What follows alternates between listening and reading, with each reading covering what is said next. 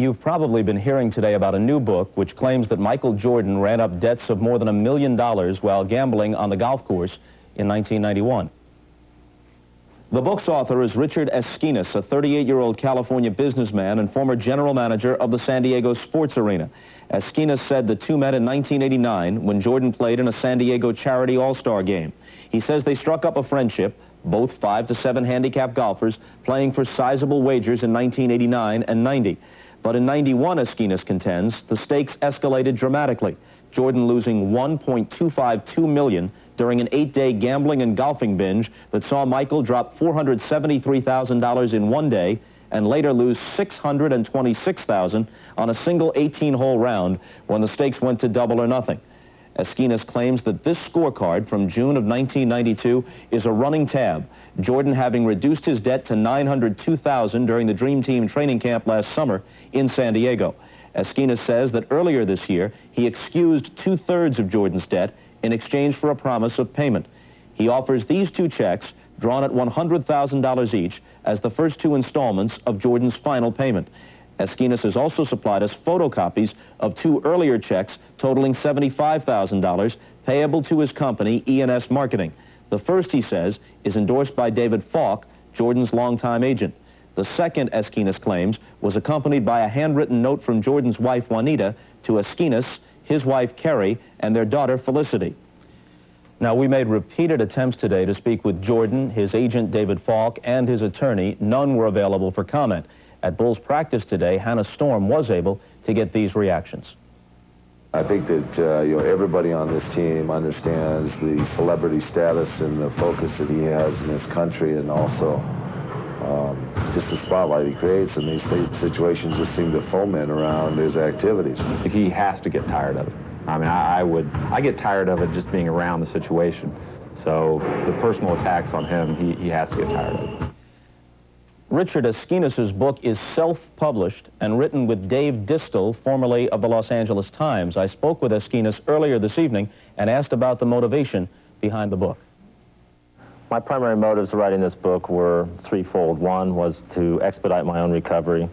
2 was to reach out and help Michael Jordan. And 3 was to draw attention to the potential dangers of compulsive gambling. Those sound like lofty goals, but how is this going to help Michael Jordan, especially considering the timing? Couldn't this be disproportionately destructive? Well, the timing, Bob, unfortunately, we lost control of the project. A lot of people had started touching the project, seeing the book, and as it was becoming manufactured, we knew that there were inquiries being made and a leak was about to happen, so we decided to take control of the situation, control the information, and let it go. If I had taken full advantage of the NBA playoffs, the amount of coverage that it's getting, I would have leaked information or told of the forthcoming book day one of the playoffs. So it's unfortunate. It wasn't intended on our part, but we're trying to do the best we can with information that got out.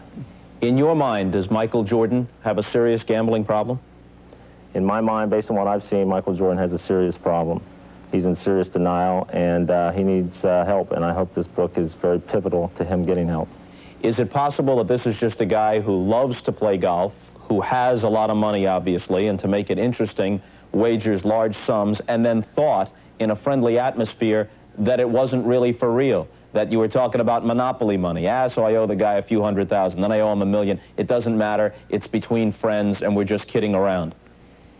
You don't kid around for this kind of money, this kind of wagering, and as Michael was chasing and the debt was increasing to the 1.2 that it ultimately got to, I was very insistent that we stop, and I was very insistent that if we continued, that I expected payment, because it was something I really didn't want to go into, but I did, and he did, and he understood the obligation. Now, according to your book, he at one time owed you something over $1.2 million. He was able to reduce that to $900,000 by beating you a few times. Then you agreed on $300,000, of which he paid $200,000. Why wouldn't Michael Jordan just take $100,000 out of the petty cash drawer, settle the debt, and possibly save himself this kind of public embarrassment? Right. Well, this was one of my fears. When I ultimately ran up the debt to 1.252, I saw Michael change in terms of the discussions about the settlement. This went on for 18 months where I was trying to settle, trying to get the situation resolved, and that's where I saw the friendship and the interaction and the stress level, the anxiety, the regret, etc. start to settle in. Why he didn't pay, I could never determine if he couldn't pay or wouldn't pay. He never said he couldn't, he never said he wouldn't, he just simply didn't. How do we know that the $1.2 million figure is correct? Obviously, you have some documentation of some payment passing either from Michael Jordan or his representatives to you, but that only totals a few $100,000. We don't know for sure that $1.2 million was the original debt, since you yourself say that you settled on $300,000. I guess ultimately it would come down to Michael versus my word, because when you make golf bets, there's no contracts that go back and forth. You simply make the wager and you have the running tabs and the accounts. There is no hard evidence that says that it was 1.252. If you were to speak to Michael Jordan right now, if he walked into the room where you were sitting, what would you say to him?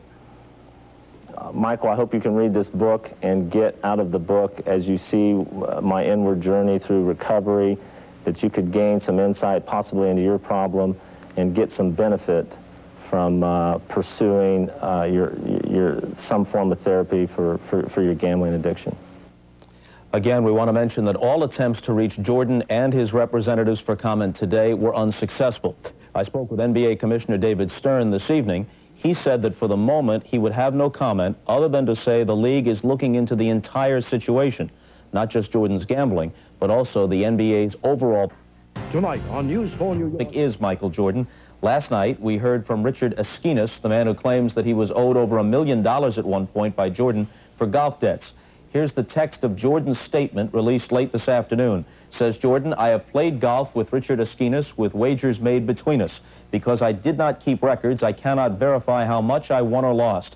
I can assure you that the level of our wagers was substantially less than the preposterous amounts that have been reported. It is extremely disappointing to me that an individual whom I caused no harm and who held himself out as my friend would shamelessly exploit my name for selfish gain. It is equally disappointing that my off-the-court activities are receiving more attention in the midst of the NBA championship than my on-court activities. I want to publicly apologize to my family, my teammates, Jerry Reinsdorf, the NBA and Bulls fans for the distraction this story has caused. I also want to thank those members of the media who had the courage and independence to report this incident and the coverage it received for what it is, an embarrassment for all of us. That's the statement by Michael Jordan, the reaction by Peter Vesey. Well, I think it was an embarrassment to the media, to NBC especially. Personally, Bob, I would have never gone on with a story like that. I think we were really soft on him. I think we were irresponsible. I think that the guy's motives were clear. He's a publicity seeker. He's looking to make financial gain. And we gave a story of no importance and credibility. Leaving the character of Richard Esquinas aside, one need not sympathize. I didn't even get into his character One yet. need not sympathize with him to legitimately ask the question, if Michael Jordan has repeatedly made high-stakes wagers, that's not a story? No, it was a story the first time. Now everybody knows that Michael Jordan gambles. He gambles big because he makes big money. That's the story. There's no story anymore, Bob. The league doesn't have any policy against him betting on golf links.